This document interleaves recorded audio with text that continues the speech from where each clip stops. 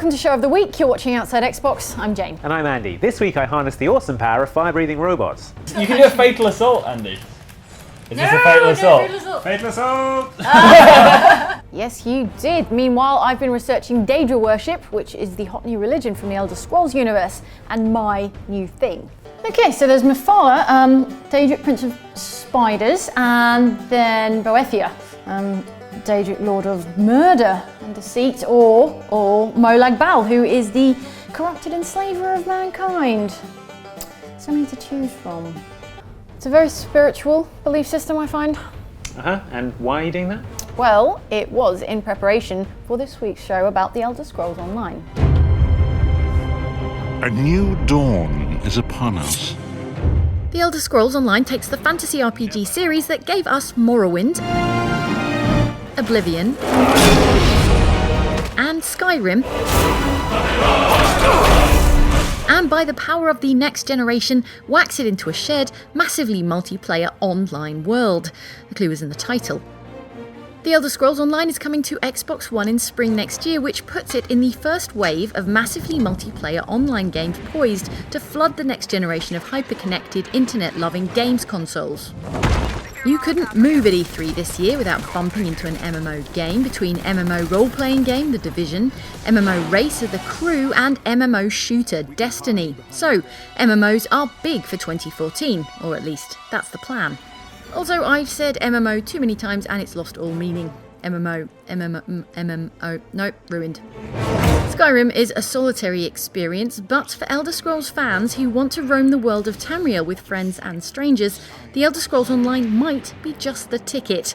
As a huge fantasy realm with fascinating disparate nations, rich established lore, and monsters to kill, Tamriel seems ideal for the MMORPG treatment. In the Elder Scrolls Online, you choose one of 3 competing alliances, each with 3 races. There's the Daggerfall Covenant of Northwest Tamriel, uniting the Breton, Redguard and Orc. And there's the Ebonheart Pact, in which you can be a Nord, Dark Elf or Argonian Lizard Person. Third is the Aldmeri Dominion, with the High Elves, Wood Elves and Khajiit Cat People. All 3 armies will scrabble for control of the central Imperial city and quest to beat back the forces of darkness led by Molag Bal, who my research tells me is the Daedric Prince of Enslavement and Domination. Nice guy. Fool! Did you think Molag Bal, the Lord of Domination, would so easily reward you? Combat mixes magic and melee, and against the grain of many a traditional MMORPG, attacks and dodges happen in real time, making fights properly physical encounters. Better yet, there are no cooldown timers on abilities. If you have enough mana or stamina for an ability, then it's yours to use. Combine that setup with the first-person perspective mode, and the Elder Scrolls Online is starting to look a lot more like a multiplayer Skyrim. But at Outside Xbox, we've only scratched the surface of the Elder Scrolls Online, and MMORPGs don't show their true colours after 1 hour of play. It'll be tens of hours before we know whether the story and setting of the Elder Scrolls Online have enough distinctive Elder Scrolls flavour, or whether it's just another fantasy MMO gussied up like the Elder Scrolls. We also don't yet know the payment model, that is, whether you'll be paying a subscription or otherwise. What we do know is the world of the Elder Scrolls is a rich, storied place, and we want to go to there, and we want to go with friends. We'll be praying to the full horrible pantheon of Daedric deities that the Elder Scrolls Online gets it right.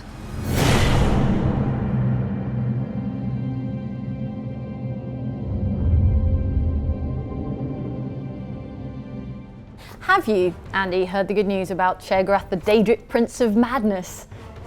Probably alright, to be honest. Well, you say that, but I'll leave you this pamphlet and I'm going to go check on Mike, see if he could use some of that stuff as well. Yo, Mike, how are you set for evil Daedric gods? Oh, definitely in the market. I am so excited about Elder Scrolls Online. Imagine Skyrim, but next gen and multiplayer. I am imagining that. Me too. I'm imagining something with the awe-inspiring open world of an Elder Scrolls game brought to life by your sharing it with real other people. And now, by way of example, I'm imagining 5 Skyrim quests that would have been much better with the added magic of multiplayer. You are too late.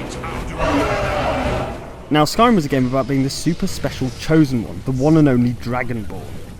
So you have slain Alduin. Well done. I could have slain him myself back when I walked the earth. Shut up, other Dragonborn. As I was saying, the one and only Dragonborn. Now, don't get me wrong, saving the world single-handed is great fun, but from time to time we could all use a friend, or four, to shoulder the burden. Especially when the burden is laying the smackdown on the dragon Alduin, devourer of worlds. In the Skyrim quest Alduin's Bane, you fight him atop the throat of the world, the highest peak in all of Tamriel. Now, imagine this momentous mountaintop battle waged by you and a party of heroic friends, or friends at least. In grand MMO tradition, you'd each take a crucial and specific role, be that the attention-seeking damage sponge known as the tank, or the long-suffering life-saving healer. Then strap in for an epic collaborative fight you'll all be talking about for years down the local tavern. You cannot prevail against me. I will outlast you, mortal. Shut up, Alduin. You look like someone who can hold their liquor. How about a friendly contest to win a staff? Speaking of the local tavern, here's another Skyrim mission that would be instantly upgraded by the addition of co-op online buddies. The boozy quest A Night to Remember starts, like all great adventures, with a drinking contest. This is a special brew. Very strong stuff. Let's get started. In our imaginary MMO version of Skyrim, you and your fellow players would get sloshed together and then, as in the real game, black out and wake up with no memories in a temple you trashed the night before. Hey, you don't look so good. Wake up. That's right. It's time to wake up, you drunken blasphemer. Yeah, sorry about that.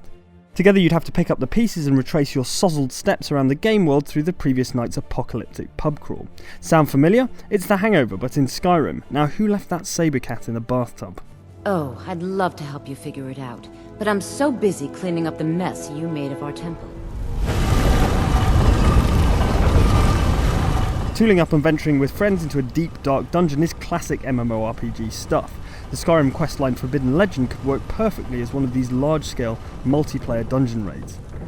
In Forbidden Legend, you reforge a legendary amulet by delving into ruined Nordic tombs, solving ancient puzzles, and murderizing 3 ghost brothers and their undead lackeys. Now, imagine the puzzles required group cooperation to solve, and the boss fights took all of you piling on at once to survive. That's the kind of team building exercise we can get on board with, if anyone outside Xbox management is watching this video.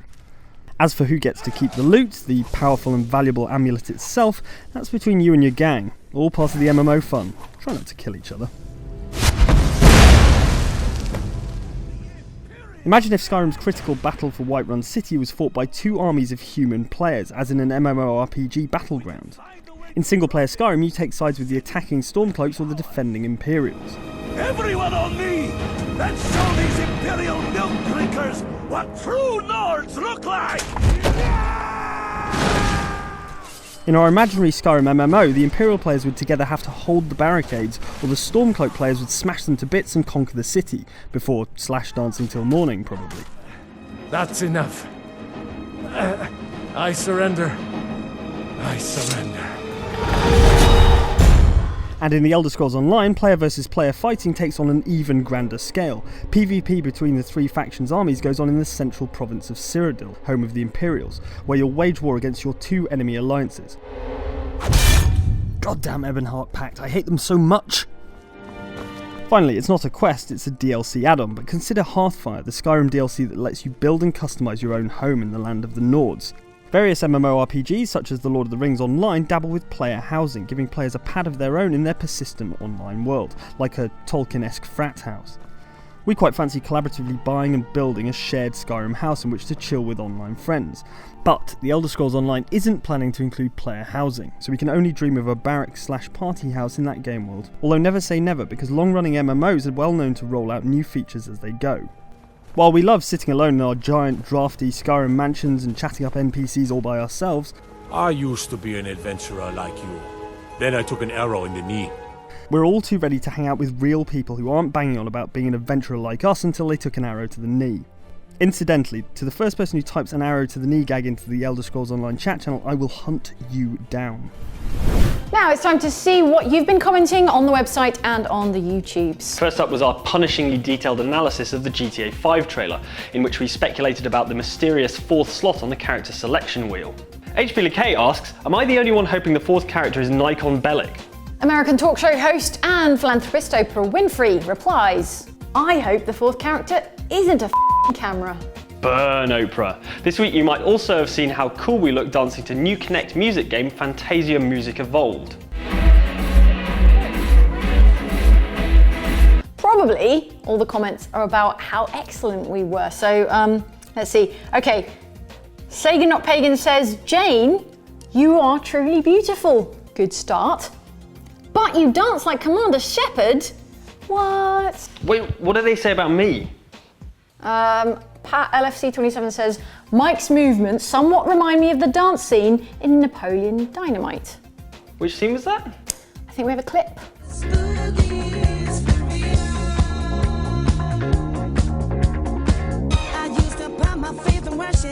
I love that movie. This week we also played the Pacific Rim video game and super wished we hadn't. JollyBoy1925 says, at least Rise of the Robots didn't have unscrupulous DLC. It's taken many years, but we've actually found something positive to say about it.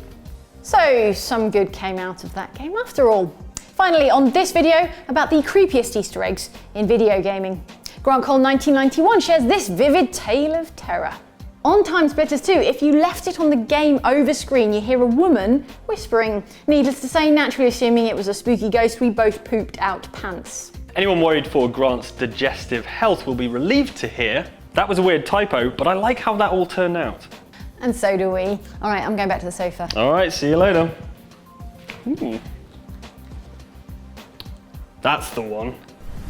That's it for another show of the week, but between now and next time, don't forget to like and subscribe for daily video game videos, fresh out of the video oven. And meanwhile, on Facebook and Twitter, you can friend us and follow us for all the cool stuff that's happening over there. See you next time on Show of the Week.